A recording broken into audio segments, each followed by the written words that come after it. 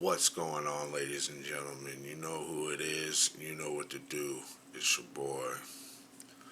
And today's video is about the MSI PRO B760 MP DDR4 motherboard. And with the 12th gen i7 12700K processor. Now, the recent update for the BIOS or BIOS, whatever you prefer to say, that the CPU cooler tuning setting is right at the top now. So, if you're running a box cooler, I recommend running Intel's default setting. People for water cooling, this is something you're going to have to experiment on your own. But as my previous video I made about my clock speeds, which I'll put a link in the description, we won't go into that. But it was a good clock speed. Now, right now, we're in my BIOS screenshots because you can't record unless you got two PCs. And I don't got two PCs.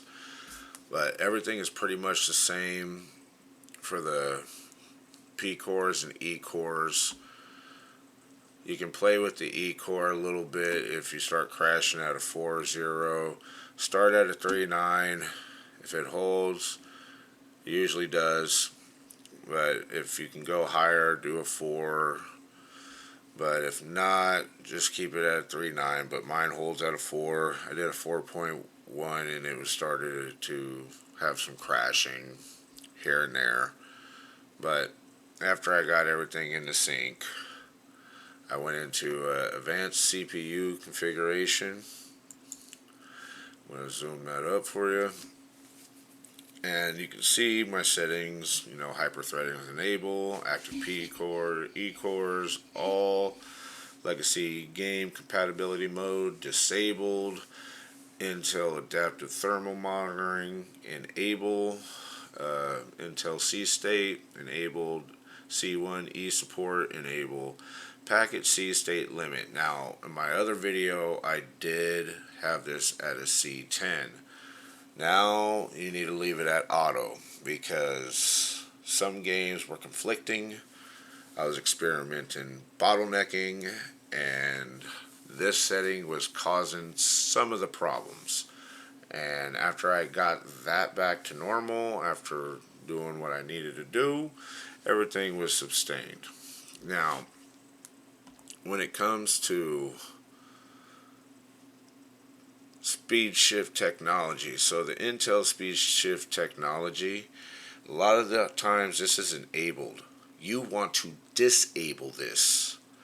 You need to disable this because this is where your PC just does what Intel wants it to do. You don't want to have Intel do what it wants to do. You want to tell Intel what you want. I hate to say it. You got to bully your Intel sometimes. But that's the way it is. But when it comes down to the CPU load light control, I put it at normal because when I started putting it on advanced or Intel's default, it was having problems. So leave that at normal, but then change the CPU load line to 1. That way it's getting its full clock speed with its duration of power. Now, it does not get hot in idling, even in games. It does not break a hot clock. Like my games hold it anywhere from 40 to 70 Celsius, depending on game title and graphic demanding. Because the more graphics you're asking for, the more the processor's got to work. Just saying. Moving forward, back to the main overclock page. Now, DRAM settings. Now, I had a couple of problems with the auto clock of the XMP profile. Now, this is strictly for people's RAM clock base clock. is set to a 2666 because it does not run the 1.00 frequency with it, because it has to have the 1.33. Now, all other channels that I have in my brand was having problems with the 3.0, and this was the only channel that it would work with the XMP. Now, if you're having crashing or games are failing to load or taking a long time to load, it has to do potentially with your DRAM frequency. Sometimes some people are stuck at a base clock and they don't know it. So you can test that out if you want. Me personally, my brand is completely, common. The Ripjaw, G-Skill, common brand. Moving forward, we're going to go down to digital power. This is where things get a little different, because with these settings that you have, there's going to be the one channel of switching frequency that's not going to be available anymore. And here's why: because you don't need it. You don't need it no more. And we're going to talk about the load line calibration control. You need to set that to 1. That way it has the best power duration. Now the CPU switching frequency. Now my other video, I did have it at the max switching frequency to lessen bottleneck. But with this update and running that extra feature, it was causing a lot of bottleneck, to where it was unplayable, frames were locking at times. So you want to leave that at auto now. Now the CPU aux load line calibration control, you want to have that at 1. You want the max load that you can get. It does not increase heat, does not cause problems.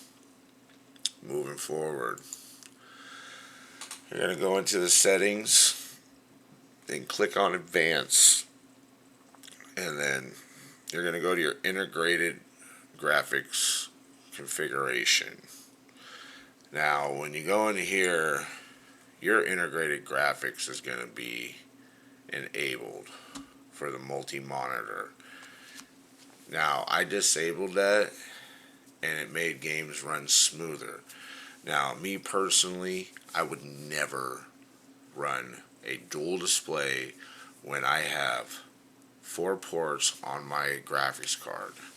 Okay? There's no point. You are stressing your CPU more by doing that, especially when you're trying to game. So running the integrated graphics for the multi-monitor is not suggested at all. I will recommend do not have that enabled. Okay, moving forward. Next setting. Now this is strictly for people with RTX 3000 series with a 4.0 PCIe express slots. Okay, so we're going to go in here. Now this PCIe 1 gen mode, if your card does not have a 4.0 compatibility, it will not support this. It'll even make the games run funny. When I had this on auto, it was defaulting to the Gen 3. I don't know why.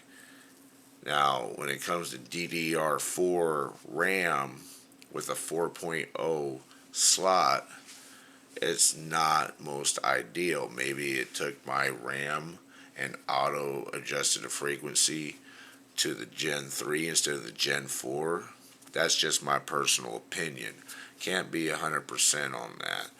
But when it comes to switching the Gen mode, it is something you want to do when it comes to having a RTX 3000 series graphics card or higher that has a 4.0 PCIe 1 slot or compatibility, excuse me. I'm trying to do this with no breaks and no cuts, you know, just keeping it 100.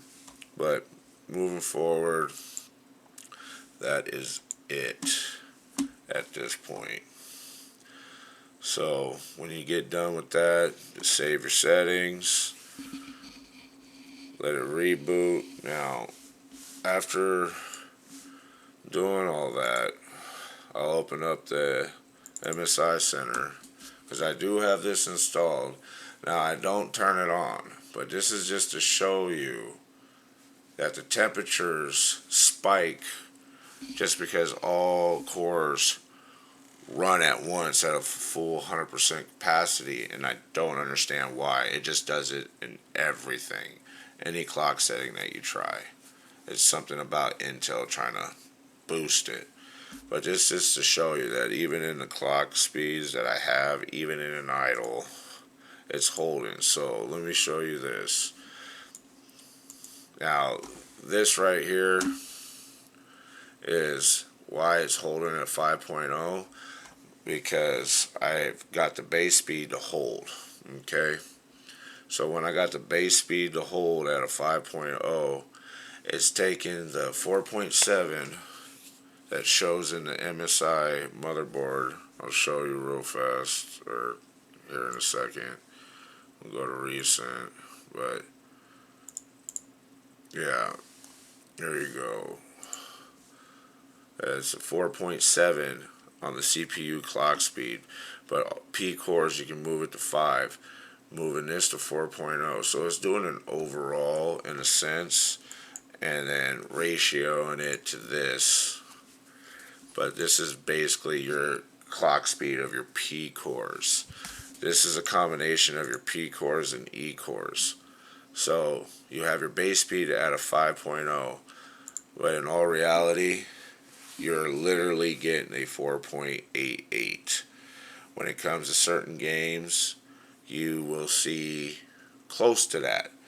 Like Call of Duty, it only holds, like, depending on maps, you know, anywhere from a 4.2 all the way up to a 4.6, 4.7, depending on how big the map is.